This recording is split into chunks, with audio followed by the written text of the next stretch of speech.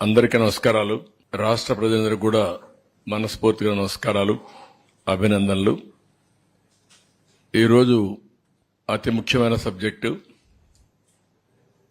అవినీతి అనేది సహజ వనరులు ఏ విధంగా దోచుకోగలుగుతారు, అదే మరి పర్యావరణానికి కూడా ఏ విధంగా ముప్పు తెస్తారనేది చాలా ముఖ్యమైన విషయం ఇది. అందుకనే చాలా డిపార్ట్మెంట్ క్రియేట్ చేసుకున్నాం. ప్రభుత్వం చెక్స్ అండ్ బ్యాలెన్సెస్ పెట్టుకొని పర్యావరణానికి ఎక్కడా ముప్పు రాకుండా తద్వారా సహజ వనరుల్ని సద్వినియోగం చేసుకోవడానికి ముందుకు పోతాం. కానీ ప్రభుత్వం వచ్చిన తర్వాత మీరు చూస్తే దేన్ని వదిలిపెట్టలేదు, పంచభూతాల్ని మింగేసే పరిస్థితికి వచ్చారు. ల్యాండ్స్ విషయంలో చాలా పెద్ద ఎత్తున ఈ ఆధునిక ప్రపంచంలో అభివృద్ధి చెందే క్రమంలో భూములకు విలువ పెరుగుతుంది. అలాంటి భూములన్నీ పెద్ద ఎత్తున లిటిగేషన్ క్రియేట్ చేసి కొట్టేయడం, భూగర్భ ఖనిజ సంపద కొన్ని వందల సంవత్సరాలు భూమిలో ఉండే కెమికల్స్ రియాక్షన్స్ కానీ అన్ని అవి ఖనిజ సంపద తయారవుతుంది. అలాంటి ఖనిజ సంపదని దోచేయడం, ఫారెస్ట్ని ఒక డిపార్ట్మెంటే ఒక సర్వీసే పెట్టుకున్నాం మనం. ఈరోజు Indian forest service IAS IPS తర్వాత ఐఎఫ్ఎస్ ఉంది. ఎప్పుడు కూడా ఫారెస్ట్ అంతా కూడా చాలా కంట్రోల్ చేసి వాతావరణానికి ముప్పు రాకుండా పర్యావరణాన్ని పరిరక్షిస్తూ ముందుకు పోతారు. అలాంటి చూస్తే అడవులను కూడా ఇష్టానుసారంగా నిర్వీర్యం చేసే పరిస్థితికి వచ్చారు. ఎక్కడికక్కడ అడవులను కూడా ధ్వంసం చేసే పరిస్థితికి వచ్చారు. ఇవన్నీ కూడా బ్రాడ్గా మాకొచ్చిన సమాచారం, అది కూడా ప్రజలందరికీ విజ్ఞప్తి చేస్తున్నా. రికార్డులు అన్నీ ఉండవు, కొంతవరకే వచ్చాయి. వాస్తవంగా దీనికంటే కొన్ని రెట్లు, ఎన్ని రెట్లను కూడా చెప్పలేను. డబుల్ ఉన్నాయా, త్రిబుల్ ఉన్నాయా, 4 times ఉన్నాయా, వాస్తవాలు అక్కడి నుంచి వస్తే తప్ప మనం అన్ని కూడా వాస్తవాలను ఎస్టాబ్లిష్ చేసే పరిస్థితులు లేవు. అది నేను అప్పీల్ కూడా చేస్తాను పబ్లిక్కి. వారు అప్పీల్ చేసిన తర్వాత ఏం చేయాలో నిర్ణయిస్తాం. నెక్స్ట్, ఇక్కడ ల్యాండ్ భూములు, అదే మరి మైన్స్ మినరల్స్, అదే మరిగా అటవీ సంపద, ఈ 3 విషయాలు కూడా కూలంకుషంగా ఈరోజు మనం చర్చిస్తున్నాం. నెక్స్ట్, ఇక్కడ చూస్తే ఒక వినూత్నమైన పందా ఎంపిక చేసుకున్నారు నేరస్తులు. అందులో కూడా ఆర్థిక ఉగ్రవాదులు ఎలాంటి పందాన్ని ఎంపిక చేసుకుంటారు కొనికి ఇది ఒక ఉదాహరణ. ఇవన్నీ కూడా మీరు చూస్తే ఒక పక్క పట్టణ ప్రాంతాల్లో ఉండే భూములు, నేను ఎగ్జాంపుల్ మాత్రం ఇస్తున్నా, ఇంకా చాలా ఉన్నాయి. కావలి, నెల్లూరు, ఏ టౌన్ చూసినా, ఈవెన్ ధర్మవరం మీరు చూశారు, మార్నింగ్ వాక్ ఏం చేశాడు. కాబట్టి అవన్నీ ఉన్నాయి. మా వాళ్ళు అవన్నీ కంపేర్ చేయలేకపోయారు. అవన్నీ కూడా కంపేర్ చేస్తాం. విశాఖపట్నం, ఒంగోలు, తిరుపతి, చిత్తూరు ఒకే స్టడీ, అంతవరకే ఇవ్వగలిగాం. అదే మరి కొత్తగా ఒక మెథడ్ ఎస్టాబ్లిష్ చేశారు. హౌస్ సైట్స్ పేరుతో ఎక్కడికక్కడ ఇష్టానుసారంగా అధికార దుర్వినియోగం చేసి ఆ కొండే భూమిని ముందే వీళ్ళు కొంటారు. ఒక స్మాల్ ట్రాన్సాక్షన్ చేస్తారు. ఆ ట్రాన్సాక్షన్ అబ్నార్మల్ గా చేస్తారు. అదే మార్కెట్ రేటుగా చూపిస్తారు. దానికి 2.5 times డబ్బులు ఇస్తారు. అంటే ఇది ఒక పెద్ద ఫ్రాడ్ చేసే పరిస్థితికి వచ్చారు. అవి కూడా ఎక్స్ప్లెయిన్ చేస్తాం కొన్నిటి వరకు. ఇంకొక పక్కన వీళ్ళ ఆఫీసులకి ఇచ్చేటప్పుడు అన్ని ఆఫీసులకి ఇవ్వాలి. ఇక్కడుండే మీడియాకు కూడా మీకు కూడా ఎస్టాబ్లిష్ చేయలేకపోయారు. 22 ఆఫీసులు, 41 ఎకరా, ఎక్కడికక్కడ ఒక అడ్వాన్స్ ప్యాలెస్లు కట్టేసే పరిస్థితికి వచ్చారు. ప్రజాస్వామ్యానికే గంతలు కట్టే పరిస్థితికి వచ్చారు. మీ అందరూ కూడా ఎవరు ఎక్స్పెక్ట్ చేయనటువంటి పరిణామం తీసుకొచ్చారు. ఇంకొక పక్కన అసైన్మెంట్ ఆఫ్ ల్యాండ్, అనర్హులకి, వీళ్ళ కార్యకర్తలకి, వీళ్ళ ఎమ్మెల్యేలు, వీళ్ళ బినామీలకి ఇష్టానుసారంగా అసైన్మెంట్ ఆఫ్ ల్యాండ్స్ అన్ని ఇన్ఎలిజిబుల్ పర్సన్స్కి ఇచ్చారు. ఇంకొక పక్కన మీరు చూస్తే అసైన్డ్ ల్యాండ్స్, ఇది చాలా నేరం పిఓటి కింద. అలాంటి భూమిని వేరే వాళ్ళు ముందు కల్టివేట్ చేసుకొని వాళ్ళు రికార్డ్ చేసుకుంటే దాన్ని ఫ్రీ హోల్డ్ చేసి రెగ్యులరైజ్ చేశారు. అంటే ఇది ఎంత ప్రమాదం అంటే అంత ప్రమాదం, అలాంటివి చేశారు. అదే సమయంలో ఇంకా లాస్ట్కి వచ్చే రీసర్వే పేరుతో భూముల బౌండరీసే మార్చేశారు. ఇంకొక పక్క ఏపీ ల్యాండ్ టైటిలింగ్ యాక్ట్, ఇది పరాకాష్ట. ఇంకెవ్వడికి భూమి మీద హక్కు లేకుండా భూములన్నీ దోచుకోవడానికి, ఒక రాచబాటేసుకోవడానికి కార్యక్రమాన్ని ప్రారంభించే పరిస్థితికి వచ్చారు. నెక్స్ట్, ఇక్కడ మీరు చూస్తే మోడస్ ఆఫ్ ఆపరేషన్లో విశాఖపట్నం రామానాయుడు స్టూడియో, ఇల్లీగల్గా ఆ స్టూడియోకి ఇచ్చినటువంటి ల్యాండ్ని రెసిడెన్షియల్ క్లాసిఫికేషన్ చేసి దాంట్లో వాటా కొట్టేశారు. కడాన సుప్రీంకోర్టుకి వెళ్లే పరిస్థితికి వచ్చింది. సుప్రీంకోర్టు డైరెక్షన్ ఇచ్చారు. ఆ స్టేజ్కి వచ్చింది రామానాయుడు స్టూడియో. అక్కడ స్టూడియోలో నేనే ఇచ్చాను. ఆ రోజు రామానాయుడు గారితో మాట్లాడినప్పుడు విశాఖపట్నంలో షూటింగ్ చేస్తే బాగుంటుంది అనుకున్నప్పుడు హైదరాబాద్ తర్వాత విశాఖపట్నాన్ని ఒక సినిమా షూటింగ్లకు ఉపయోగించే విధంగా చేయాలనే ఉద్దేశంతో ఇచ్చాం. మంచి ప్లేసెస్ ఉన్నాయని అలాంటి దీంట్లో ఇది చేసే పరిస్థితికి వచ్చారు. ఇక్కడ హైగ్రీవా ల్యాండ్స్, ఇది మీరు చూస్తే 12 ఎకరాల 51 సెంట్లు. ఇది ఎప్పుడో ఆ ల్యాండ్ని వాళ్ళకు ఇచ్చారు ఓల్డేజ్ హోమ్కి. దాన్ని రెసిడెన్షియల్ డెవలప్మెంట్కి మార్చి ఎంవివి సత్యనారాయణ ఎంపీ కోటేసే పరిస్థితికి వచ్చాడు. ఓల్డేజ్ హోమ్ను కూడా వదిలిపెట్టలేదు కడాన. మామూలు భూములు కాదు ఇవన్నీ, అలాంటి గనులు అన్నమాట వీళ్ళు. ఇంకో పక్క శారదాపీఠం, 1,00,000 రూపాయల ఎకరా, ఆడైతే మంచి వాల్యూ ఉంది. 40 కోట్ల 50 కోట్ల తెలియదు, 15 ఎకరాలు కొత్త వలస భీముల్లో. ఇంకొక పక్క షాహీ హియరింగ్ కేర్ అని 1 ఎకరా 15 కోట్లుంటే ఫ్రీగా వీళ్ళ సొంత సొమ్ము అయినట్టు దానం చేసే పరిస్థితికి వచ్చారు. నెక్స్ట్, ఇంకో పక్క దస్బల్లా ల్యాండ్స్, వాళ్ళకి ఆ భూములు వచ్చాయి. ఆ భూములు సుప్రీంకోర్టు వరకు పోయి ఫైట్ చేసి వస్తే రాణి ఆఫ్ వధ్వాన్ అనే అండ్ ఏజెన్సీ పేరుతో వాళ్ళకి లింక్ లేకపోయినా దాన్ని అపార్ట్మెంట్స్ తీసేసుకొని కన్స్ట్రక్ట్ చేసే పరిస్థితికి వచ్చారు. It is total illegal. వీళ్ళు ఇష్ట ప్రకారం బలవంతంగా ఆర్మ్ ట్విస్ట్ చేసి ఆ భూ కబ్జా చేసి వీళ్ళు అపార్ట్మెంట్స్ కట్టే పరిస్థితికి వచ్చారు. ఎంవివి ఎంకే హౌసింగ్, ఈ హౌసింగ్ చూస్తే ఎంపీ ఇంకా అద్దె లేదు, ఏమైనా చేయించేనా. అక్కడ అపార్ట్మెంట్ డెవలప్మెంట్ కోసం 10 ఎకరాల 57 సెంట్లు, ఏది కోర్మన్నపాలెం ల్యాండ్ ఓవర్స్ని చీట్ చేసి 0.96% ప్రాజెక్టుల షేర్. ఎక్కడైనా ఇది జరుగుతుందా ప్రపంచంలో అడుగుతున్నారు. అంటే ఎంత దౌర్జన్యం, ఎంత అరాచకం, ఎంత విధ్వంసం అంటే ఇవన్నీ పరాకాష్ట అన్నమాట. ఇంకో పక్క ఎంవివి పీక్ పర్మిషన్ ఎంవివి బిల్డర్స్కి ఇచ్చి టైటిల్ డిస్ప్యూట్ని ఇగ్నోర్ చేసి 65 కోట్లు TDR given out of turn ఇచ్చి, ఇలాంటి ఇర్రెగ్యులారిటీస్ నేను చెప్పేటి కొన్నే చెప్తున్నా, టైం కూడా అంత ఉండదు కాబట్టి ఇంకా రాను రాను అవన్నీ ఎస్టాబ్లిష్ చేస్తాం. ఈ 3 నెక్స్ట్, ఇవి ఆ టైప్ ఆఫ్. ఇంకొక పక్క ఇది ఒంగోలు 101 కోట్ల రూపాయల ఆస్తి.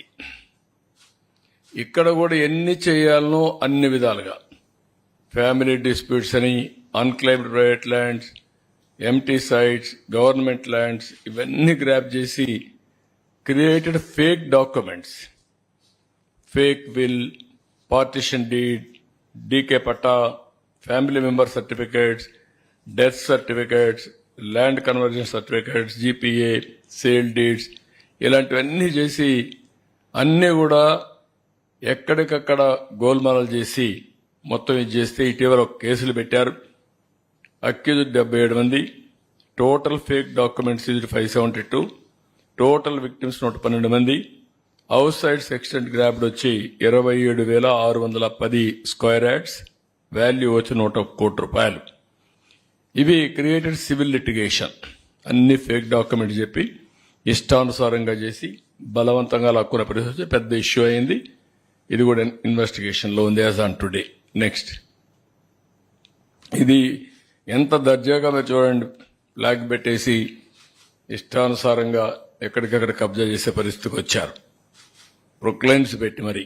నెక్స్ట్, ఇక్కడ తిరుపతికి ఒక విచిత్రమైన పరిస్థితి ఉంది. ఇవన్నీ సెటిల్మెంట్ ల్యాండ్స్ తిరుపతిలో, లేకుంటే మఠం భూములు కూడా ఉన్నాయి అక్కడ. ఈ భూముల్ని ఇష్టానుసారంగా 22A ఉపయోగించి వీడు కొట్టేసే పరిస్థితికి వచ్చారు. మామూలు 1-2 కాదు, మొత్తం తిరుపతి, రేణిగుంట ఏరియా అంతా మీరు చూసి చిత్తానూరు ఏరియా అంతా మొత్తం కూడా డిస్ప్యూటెడ్ ల్యాండ్, అవన్నీ సెటిల్మెంట్ ల్యాండ్స్. ఇవన్నీ ఇష్ట ప్రకారం కొట్టేశారు. నేను కొన్ని ఎగ్జాంపుల్ మాత్రం ఇస్తున్నా. 4.5 ఎకరాలు కాలువపరంబోక్ చిత్తానూరులో, తిరుపతి రూరల్ మండలం. ఇంకొక పక్కన 27.14 ఎకరాలు గవర్నమెంట్ ల్యాండ్ మంగళం, తిరుపతి అర్బన్.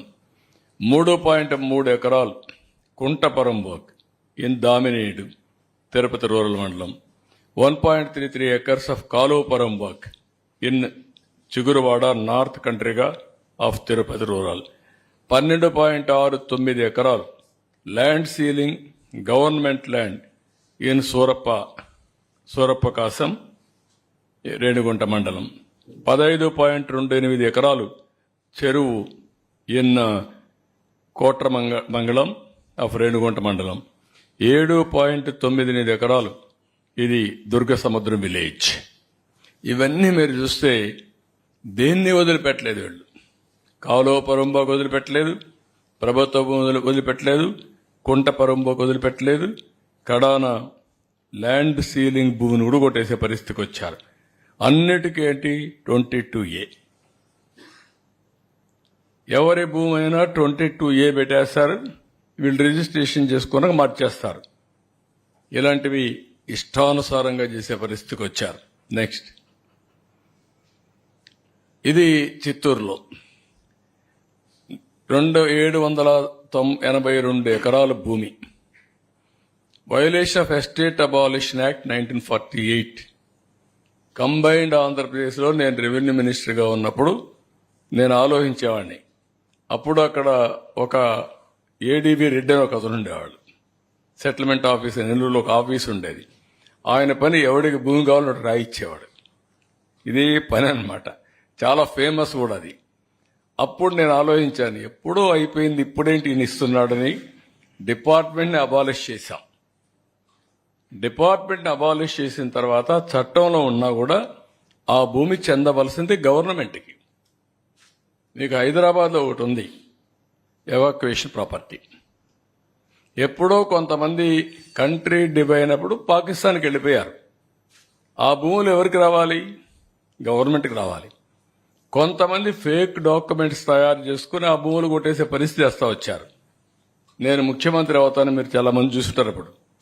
అప్పుడు బన్వర్లాల్ని ఒక ఐఏఎస్ ఆఫీసర్ని పెట్టా. అతను ఎక్కడ చూసినా ఒక బోర్డు పెట్టేవాడు, this land belongs to government, any trust pass will be punished severely అని. అప్పట్లో నేను ఇంకోటి పెట్టాను, ఎంఆర్ఓకి ఒక ప్రొహిబిటరీ బుక్ పెట్టి ప్రభుత్వ భూములను ఐడెంటిఫై చేసి ఆ బుక్లో రాయాలి.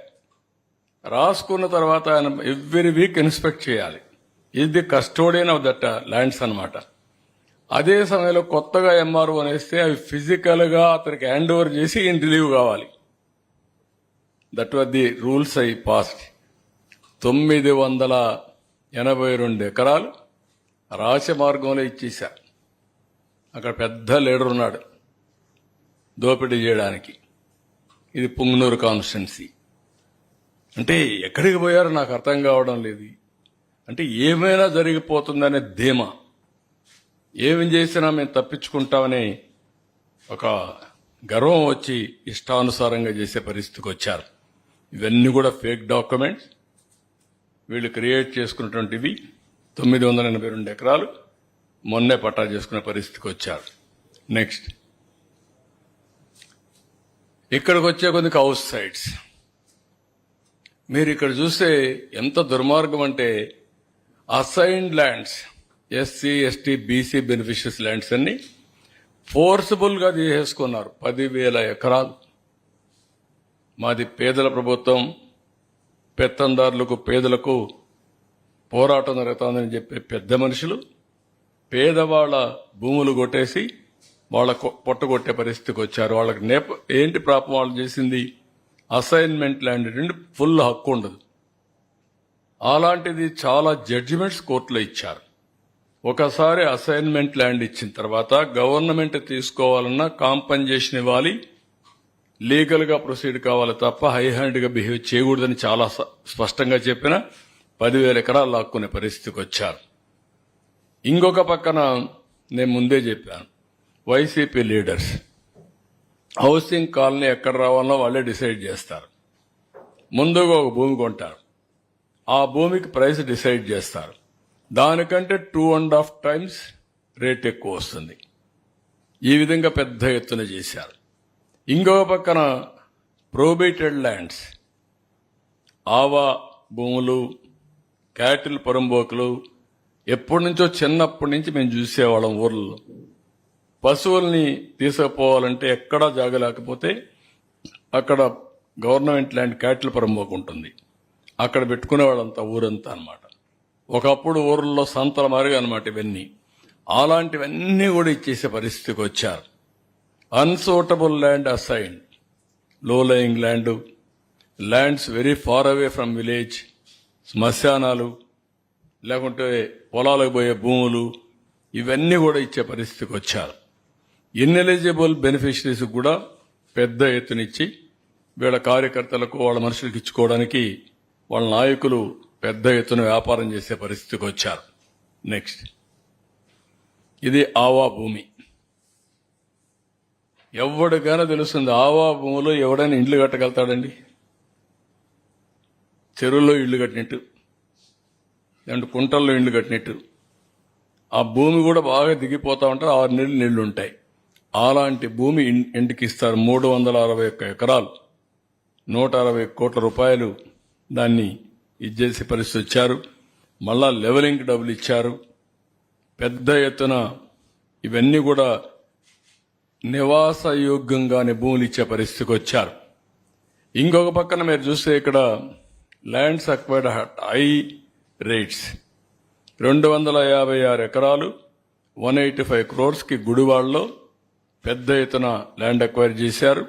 73 ఎకరాలు 51 కోట్లకి కేసరపల్లిలో ఇక్కడ చేశారు. దీనికైతే మీరు చూస్తే 5 times ఎక్కువ ఇచ్చారు. మార్కెట్ రేటు కంటే 5 times ఎక్కువ రేట్లు ఇచ్చి అక్వైర్ చేసే పరిస్థితికి వచ్చారు. కడాన మ్యాంగ్రోవ్ ఫారెస్ట్, రాష్ట్రం అంతా సీ కోస్ట్ లో సైక్లోన్ వచ్చినప్పుడు ఫస్ట్ ప్రొటెక్షన్ వాల్ ఉండాలనే ఉద్దేశంతో ఈ మ్యాంగ్రోవ్ ప్రమోట్ చేస్తాం. అది కూడా డ్యామేజ్ చేసే పరిస్థితి వస్తే కడాన కోర్టు విస్టేజ్ ఇచ్చే పరిస్థితికి వచ్చాం. నెక్స్ట్ ఇక్కడికి వచ్చినప్పుడు వీళ్ళ ఆఫీసులు జీవో నెంబర్ 340 ఉపయోగించుకుని 2 ఎకరాల వరకు ఇచ్చారు. 33 ఏళ్లు లీజ్ ఇచ్చారు. ఇందులో 40.78 ఎకరాలు మొత్తం భూమిని 26 జిల్లాల్లో ఇచ్చారు.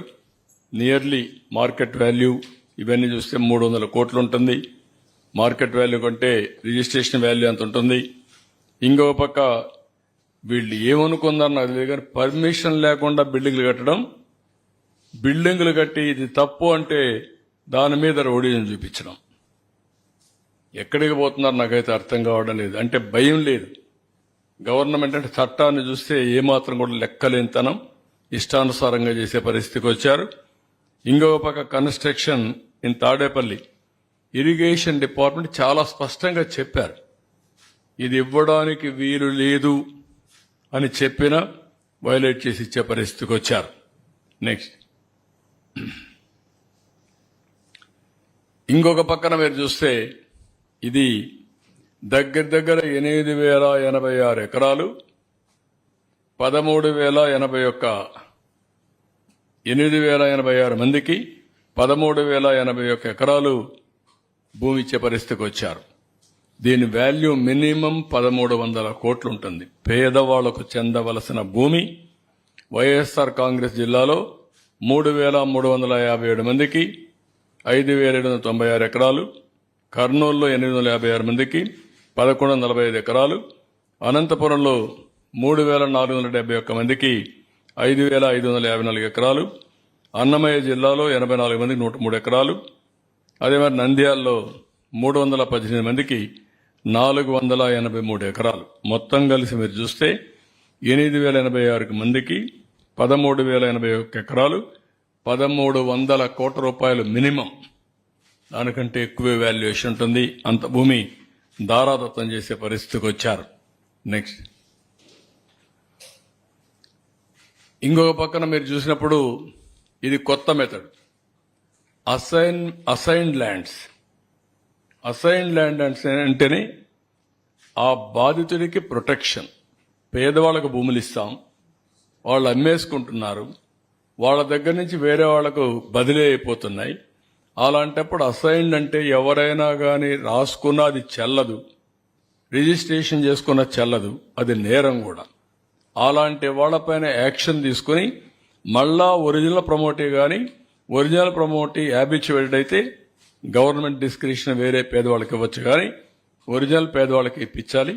వాళ్ళ అమాయకత్వం మీద వీళ్ళ ఇష్ట ప్రకారం చేయడానికి వీలు లేదు.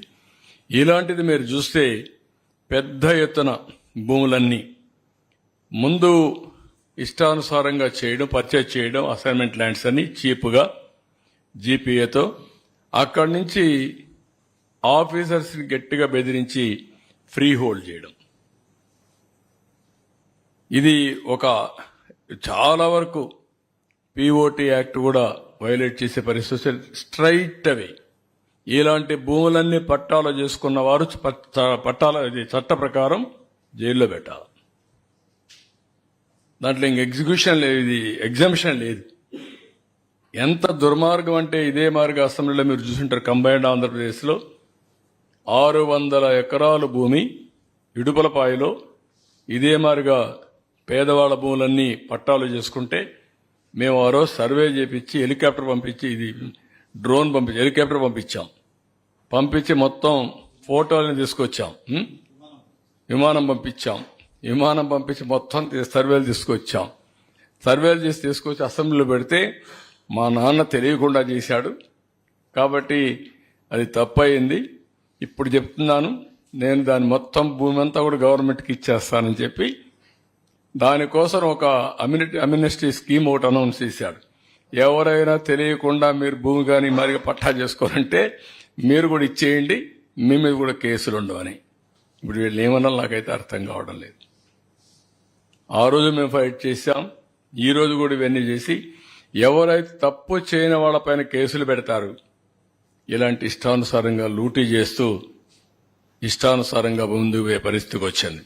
నెక్స్ట్, ఇక్కడ మీరు చూడండి,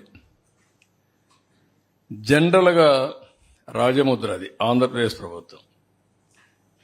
ఇక్కడేంటి, దీని మీదనే పెద్ద ఎత్తున మేము పోరాడాం. శాశ్వత భూ హక్కు మరియు భూరక్ష పథకం. ఏదో ఈయనిచ్చినట్టు ఆ భూమిని తరతరాలుగా వారసత్వంగా భూమి వచ్చింది, కష్టార్జితం భూమి వచ్చింది. ఆ భూమి అతను కొనుక్కుంటే ఈయన ఫోటో వేసుకొని ఊరిగే పరిస్థితికి వచ్చాడు.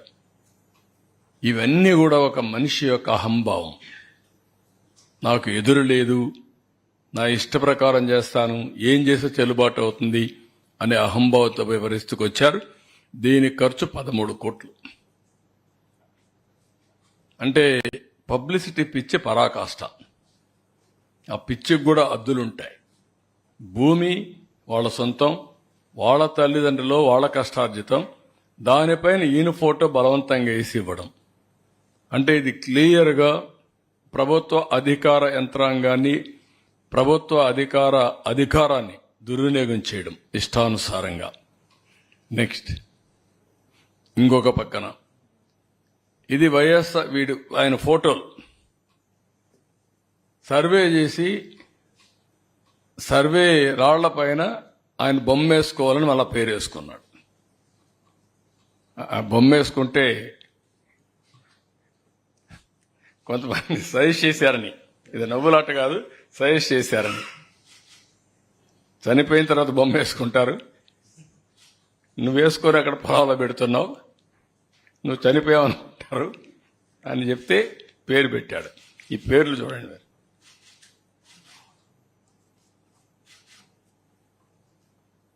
దీనికి ఖర్చు ఎంత? దగ్గర దగ్గర 640 కోట్లు. గ్రనేట్ కావాలి దీనికి.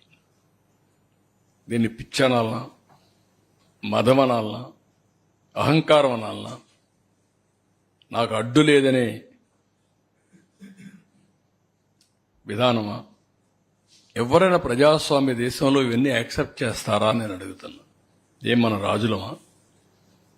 మనకిచ్చింది ఒక ట్రస్టీగా 5 సంవత్సరాలు పరిపాలించమని, ప్రజాధనానికి ప్రజల ఆస్తులకి రక్షణగా ఉండమని మనకు అధికారం ఇచ్చారు తప్ప పెత్తందారీ వ్యవస్థలో ఇష్టప్రకారం చేసి 640 కోట్ల రూపాయలు తగలబెట్టే పరిస్థితికి వచ్చారు. ఇంకా కలర్స్ అయితే చాలా ఉన్నాయి, అవి కూడా పెట్టాల్సింది ఇప్పుడు కాదు, నెక్స్ట్ టైం అవన్నీ వస్తాయి. నెక్స్ట్ ఇంకా సరే, లాస్ట్కి వచ్చే కొందికి ఇంకా పెద్ద స్కెచ్ వేశాడు. మనందరి జుట్టు ఆయన చేతల్లో పెట్టుకోవాలనుకున్నాడు. కడాన ల్యాండ్ టైటిలింగ్ యాక్ట్. ఇది చూస్తే, ఈ యాక్ట్ చూస్తేనే భయంకరం. మొత్తం నీతి ఆయోగ్ చెప్పింది నేను చేశా అన్నాడు. దేశంలో ఎక్కడా ఈ చట్టం అమలు కాలేదు. ప్రజల ఆస్తులందరూ కూడా భయపడిపోయే పరిస్థితికి వచ్చారు. ఇది చూసిన తర్వాత మీరు చూస్తే నో అపీల్స్, సివిల్ కోర్ట్సే లీవ్, నేరుగా హైకోర్టుకే వెళ్ళాలి. ఇంకొక పక్కన దీంట్లో మనం చూసినప్పుడు ప్రైవేటు వ్యక్తులను కూడా ల్యాండ్ టైటిలింగ్ ఆఫీసర్గా పెట్టుకోవచ్చు. అంటే ఆయన సాక్షిలో పనిచేసిన పెడతాడు. మన సాక్షిలో పనిచేసిన గవర్నమెంట్లో పెట్టాడు. అదే మరి వాళ్ళ గుమస్తాలందరినీ తీసుకుని పెట్టుకునేవాడు. అంటే ఎంత అహంభావం. అందుకే ఈ యాక్ట్ని ఫస్ట్ క్యాబినెట్లోనే తీసుకొచ్చాం, రద్దుకు రికమెండ్ చేశాం, దాన్ని రద్దు చేస్తున్నాం. కానీ ప్రజలకు తెలియాలి, ఆ యాక్ట్ యొక్క వివరాలు ప్రజలు చర్చించాల్సిన అవసరం ఉంది. అందులో ఉండే దురుద్దేశాలని అర్థం చేసుకోవాలని చెప్పి నేను కోరుతున్నా. నెక్స్ట్, మొత్తం యాజ్ ఆన్ టుడే ఇవన్నీ కూడా పైలట్ ప్రాజెక్ట్ అనుకోండి, ప్రూఫ్ ఆఫ్ కాన్సెప్ట్ అనుకోండి, కొన్ని వివరాలే మాత్రం వచ్చాయి. ఈ వివరాలన్నీ మీరు చూస్తే విశాఖపట్నంలో 40,000 ఎకరాలు, 40,000 కోట్లు మేము ఆ రోజు చెప్పింది అంత ఉంటుంది. ఇప్పుడు దీంట్లో వచ్చినట్టే మాత్రం 4,469 కోట్లు. ఈ 6 కేసులు నేను ఎస్టాబ్లిష్ చేసిన కేసులు. ప్రకాశంలో 101 కోట్లు, తిరుపతి 270 కోట్లు, ఇంకా చాలా ఉంటుంది, కొన్ని వేల కోట్లు ఉంటుంది తిరుపతి. చిత్తూరు 99 కోట్లు. Excessive rate for house sites కి ఇచ్చింది 6,000 కోట్లు. మా వాళ్ళు ఇప్పుడు వచ్చింది మాత్రం 2,850 కోట్లు. అదే మరి ఆఫీస్కి ఇచ్చింది 300 కోట్లు. ల్యాండ్ ఇన్ఎలిజిబుల్, అర్హులు కాని వారికి ఇచ్చిన ల్యాండ్ 1,300 కోట్లు. Fresh hold rights, assignment lands ని ఫ్రెష్ హోల్డ్ గా మార్చింది 14,830 కోట్లు. డాటెడ్ ల్యాండ్స్, ఇవన్నీ కూడా ఇల్లీగలీ ఫ్రీ హోల్డ్ చేసింది 6,189 కోట్లు. ఇంకొక పక్కన పట్టా మేడ్ ఇల్లీగలీ ఫ్రెష్ హోల్డ్ చేసింది ఇది 102 కోట్లు. ఇదేమిది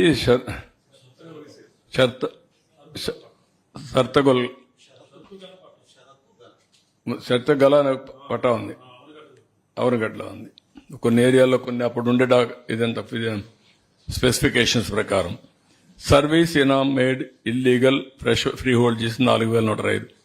అంటే చట్టాలు చేశారు, చట్టాలు లేవు, అది గవర్నమెంట్కి రావాలి. వీళ్ళు ఆ చట్టం ప్రకారం ఎగ్జామ్షన్స్ కూడా ఇచ్చేశారు. ఏదైనా సరే ఆ ల్యాండ్ కొట్టేయడంలో సిద్ధహస్తులు వీళ్ళు ఎన్ని ఉన్నాయో అన్ని వైలేషన్ జరిగాయి. ఇది నేను ఒకటే ప్రజలందరికీ విజ్ఞప్తి చేస్తున్నా, ఇంకా మీ భూములు ఒకసారి చెక్ చేసుకోండి. ఎవరైనా మీ భూమి కబ్జా చేసి ఉంటే 22A మార్చి కానీ ల్యాండ్ టైటిలింగ్ ఇది కానీ బలవంతంగా లాక్కున్నా ఏది చేసినా మీరు కంప్లైంట్ ఇవ్వండి, నేరుగా అప్రోచ్ అవ్వండి. మీ భూమి మీకు ఇప్పించే బాధ్యత మాది. అదే మరి ఎవరైతే ఈ తప్పుడు పని చేశారో వాళ్ళని పనిష్ చేస్తాం చట్ట ప్రకారం. తద్వారా మీకు న్యాయం చేపిస్తాం. ఇలాంటి జరిగినప్పుడు భవిష్యత్తులో ఇంకొకరు చేయకుండా ఉండాలి అంటే కఠిన శిక్షలు అవసరం. మళ్ళీ మీరు కూడా ధైర్యంగా ముందుకొచ్చి మీ భూమి పరిరక్షించుకుంటే భవిష్యత్తులో ఎలాంటి చేయాలంటే కూడా ఎవడైనా భయపడతాడు.